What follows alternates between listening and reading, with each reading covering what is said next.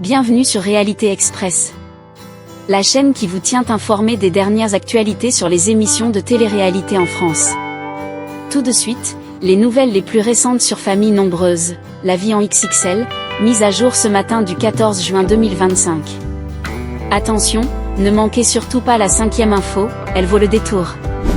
Mais avant de commencer, pensez à mettre un like à cette vidéo et à vous abonner à la chaîne pour nous encourager à publier chaque jour. C'est parti! Laetitia Provenchère fait son grand retour sur TF1, et en couple. Dans le nouvel épisode de Famille Nombreuse, la vie en XXL, Laetitia Provenchère partage une étape importante, la première rentrée scolaire de ses triplés. Entre émotion et nouveauté, la famille s'apprête à vivre bien plus qu'un simple retour sur les bancs de l'école. Très active sur Instagram, Laetitia Provenchère partage son quotidien entre sa nouvelle vie de couple, son retour au sport et la gestion de ses 4 enfants, dont ses triplés. Le 26 mai, elle a confié avoir été bouleversée par une nouvelle concernant sa fille Noélia, pour qui un appareillage a été évoqué par l'orthophoniste. Un mot lourd de sens, qui l'a profondément touchée. Heureusement, sa journée a été éclairée par une bonne nouvelle, les excellents résultats scolaires d'Amy, sa fille, dont la première année de maternelle est déjà validée. Depuis plusieurs mois, Laetitia vit une belle histoire d'amour qu'elle a fini par officialiser sur les réseaux sociaux. Après avoir longtemps gardé l'identité de son compagnon secrète, la maman révélée dans Famille Nombreuse, la vie en XXL a décidé de le présenter à sa communauté, heureuse de l'intégrer peu à peu à sa vie de famille. Laetitia Provenchère, Famille Nombreuse, fait son retour sur TF1. La famille Provenchère est de retour. Dans l'épisode inédit de Famille Nombreuse, la vie en XXL, disponible en avant-première sur TF1+, Laetitia partage un moment clé de son quotidien de maman, presque solo. Noélia, Lina et Amy, ses triplés de 3 ans, font leur toute première rentrée scolaire, pendant que leur grand frère Nolan, 6 ans, entre au CP. Un cap émouvant pour la mère de famille, autant vous dire que c'est émotionnellement dur pour maman, admet-elle face caméra. Il y a un côté nostalgique où je me demande, mais où sont mes bébés? Ça passe trop vite. Mais ce grand saut vers l'autonomie des enfants ne sera pas le seul bouleversement. D'autres changements importants s'annoncent pour la tribu Provenchère. Après le drame, Laetitia Provenchère ouvre son cœur à une nouvelle histoire.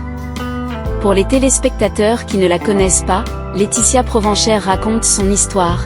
Il y a 4 ans de cela, j'étais enceinte de 2 mois des triplés quand mon mari Guillaume est décédé d'un accident du travail. Forcément, ça a été un drame pour notre famille, des moments extrêmement difficiles. Mais aujourd'hui, la maman a bien refait sa vie.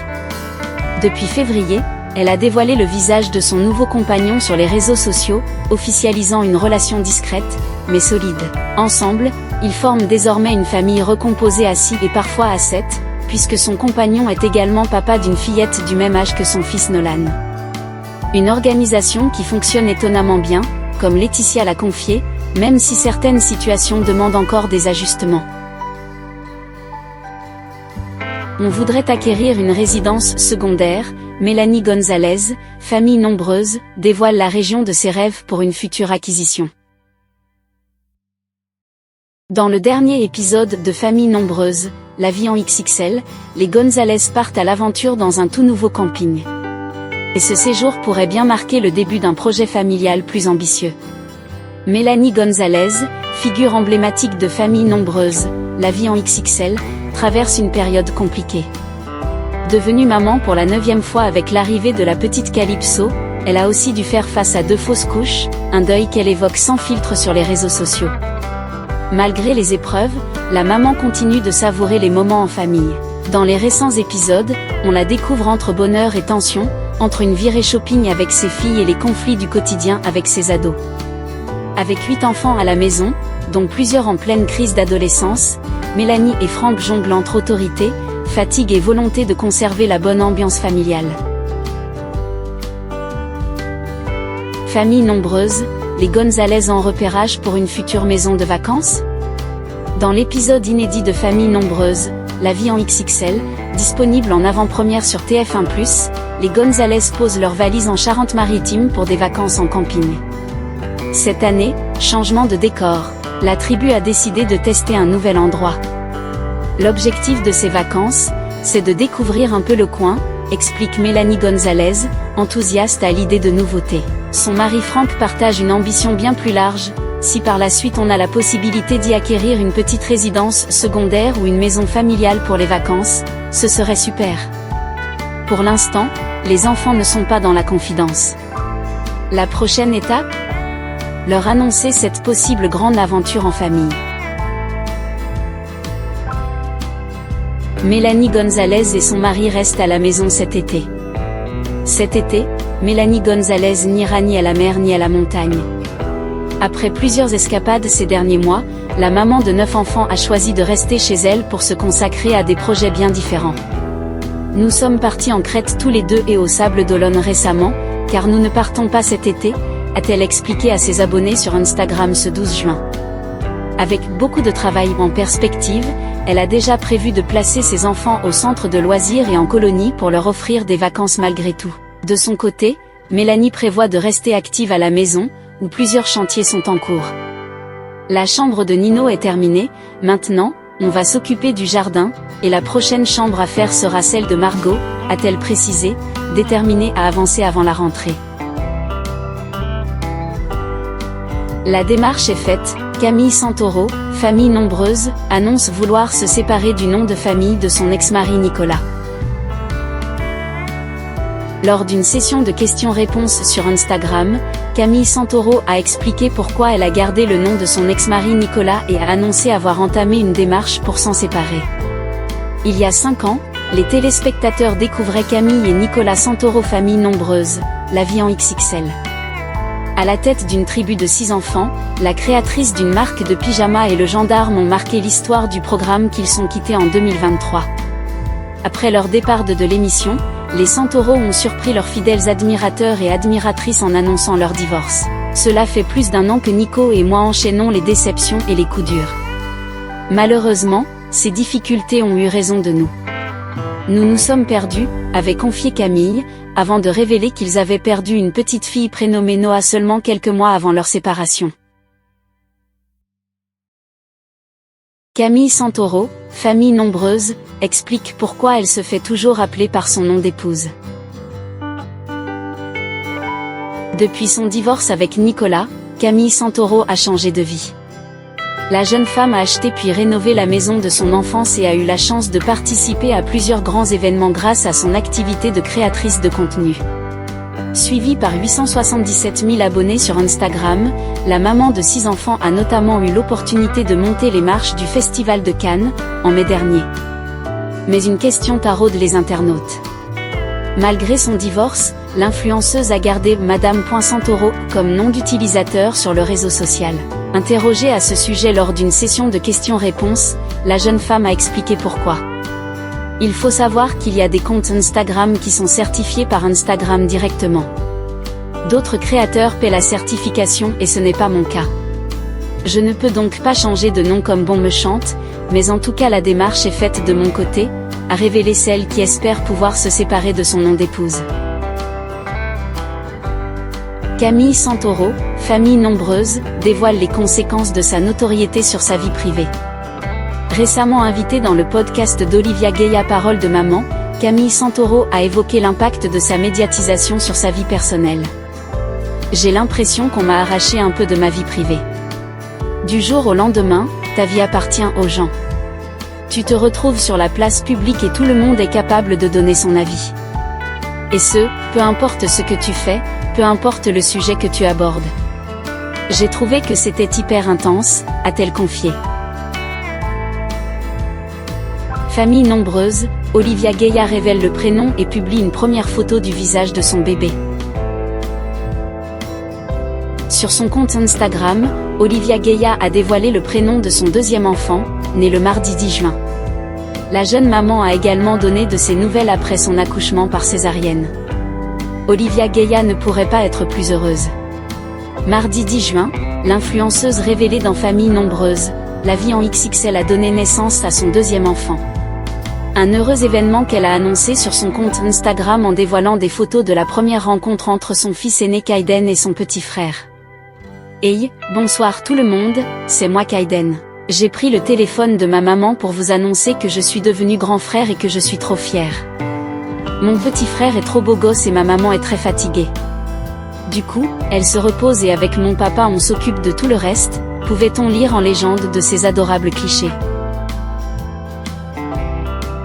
Olivia Gaya, famille nombreuse, dévoile le prénom de son deuxième enfant. 2 jours après son accouchement, Olivia Gaya a dévoilé le prénom de son nouveau-né. Bonjour la communauté de maman.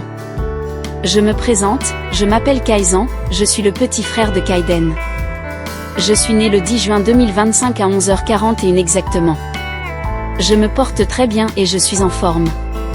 Je mesure 49,5 cm et je pèse 3 kg 210, a-t-elle écrit en légende d'une photo sur laquelle on découvre une partie du visage de son bébé. Quelques instants plus tard, la jeune maman a donné de ses nouvelles après son accouchement par césarienne. Je suis à J2 de mon postpartum. Au niveau de la césarienne, j'ai pu me lever, le soir même. J'ai eu la césarienne à 11h41 et j'ai essayé de marcher avec ma sonde urinaire dans les mains. Franchement, ça arrache en bas du ventre, mais plus je marche et plus j'arrive à me redresser, a-t-elle déclaré en story. Olivia Gaya, famille nombreuse, donne de ses nouvelles après sa césarienne. Malgré la douleur liée à sa césarienne, Olivia Gaya met un point d'honneur à s'occuper elle-même du petit Kaizan. Aujourd'hui encore, quand je me lève le matin, je marche comme une petite mamie pendant 2 bonnes minutes et petit à petit j'arrive à me redresser. La douleur est vraiment hyper intense au niveau de la cicatrisation mais tout s'est bien passé et comme on dit, quand on voit bébé, on finit par oublier la douleur. Mais le postpartum est quand même assez compliqué. Moi, c'est plus de la frustration qu'autre chose parce que je me suis forcée dès le lendemain à changer la couche de Kaizan et à lui donner le biberon parce que j'avais trop envie de m'occuper de mon fils, a confié la jeune maman, impatiente de pouvoir quitter la maternité avec son bébé. Famille nombreuse, ce qui change dès lundi pour l'émission de TF1. Dès le lundi 16 juin 2025, TF1 bouleverse la programmation de Famille nombreuse, la vie en XXL. Si le docu-réalité reste à l'antenne, son temps d'antenne va être considérablement réduit. Du lundi au vendredi, TF1 propose 2 numéros de Famille nombreuse, la vie en XXL, entre 17h30 et 18h30, juste avant Ici tout commence et Demain nous appartient. L'émission est diffusée une grande majeure partie de l'année. Elle est en revanche remplacée par la quotidienne de la Star Academy d'octobre à janvier généralement. À partir du lundi 16 juin 2025, Famille nombreuse, la vie en XXL va connaître un nouveau bouleversement. Que les inconditionnels du docu-réalité se rassurent, l'émission reste bien à l'antenne, mais son temps d'antenne va être considérablement réduit. Famille nombre, la vie en XXL supprimée, la stratégie surprenante de TF1. En effet, à partir du lundi 16 juin 2025, TF1 lance son nouveau feuilleton Tout pour la lumière dès 18h. De ce fait, la chaîne proposera du lundi au vendredi de 18h à 19h50 un créneau dédié aux séries quotidiennes avec Tout pour la lumière, Ici tout commence et Demain nous appartient. Par conséquent, le second numéro de Famille nombreuse, la vie en XXL, proposé entre 18h et 18h30, est supprimé. D'ailleurs, les audiences de Famille nombreuse, la vie en XXL sont faibles. De ce fait, pour lancer Tout pour la lumière, qui comptera 90 épisodes, TF1 a décidé d'opter pour une stratégie étonnante. Le lundi 16 et le mardi 17 juin 2025, les 2 numéros de l'émission seront supprimés. À la place, la chaîne misera sur des films cultes pour certainement faire gonfler l'audience auprès du public global et des cibles commerciales afin de réussir le lancement de la nouvelle série quotidienne. TF1 réduit le temps d'antenne de Famille nombre, la vie en XXL. Ainsi, le lundi 16 juin 2025, le lancement de Tout pour la lumière sera précédé par le film culte Dirty Dancing, dès 16h10 sur TF1. Le lendemain, le mardi 17 juin 2025, la chaîne proposera, également à 16h10, Le Diable s'habille en Prada. Il faudra attendre le mercredi 18 juin 2025 pour retrouver Famille nombreuse, la vie en XXL. Ainsi, avec le lancement de Tout pour la lumière à 18h, Famille nombreuse, la vie en XXL sera désormais diffusée de 17h30 à 18h du lundi au vendredi à partir du mercredi 18 juin 2025. L'émission ne bénéficiera désormais que de 25 minutes de présence d'antenne par jour sur TF1. En revanche, le docu-réalité est maintenu le samedi sur TFX avec 20 numéros du programme, entre 10h15 et 21h05. Famille nombreuse, la vie en XXL est à retrouver du lundi au vendredi, sauf le lundi 16 et mardi 17 juin, dès 17h30 sur TF1. Merci de votre suivi. Abonnez-vous à la chaîne pour rester informé des dernières actualités, fiables et à jour chaque jour.